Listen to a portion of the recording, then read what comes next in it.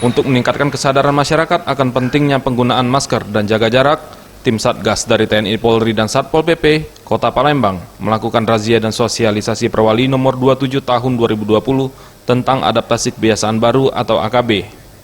Tim Satgas merazia sejumlah pasar tradisional seperti di kawasan Pasar 26 Ilir, di Jalan Letkol Iskandar dan Jalan Beringin Janggut. Masyarakat yang kedapatan tidak menggunakan masker dihukum push up dan diberikan masker. Kabid Tibum dan Tranmas Satpol PP Kota Palembang Sri Hendra mengatakan, diharapkan penerapan sanksi masker dan AKB dapat mengurangi penyebaran virus corona dan masyarakat semakin sadar akan pentingnya protokol kesehatan. Tim gabungan bersama Polri dan TNI akan terus melakukan himbauan dan razia protokol kesehatan hingga 14 hari ke depan. Kita bersihkan pasar 26 memang agak semeraut, kita bersihkan ke anggota patroli, dan itu juga kita langsung melaksanakan masalah razia masker.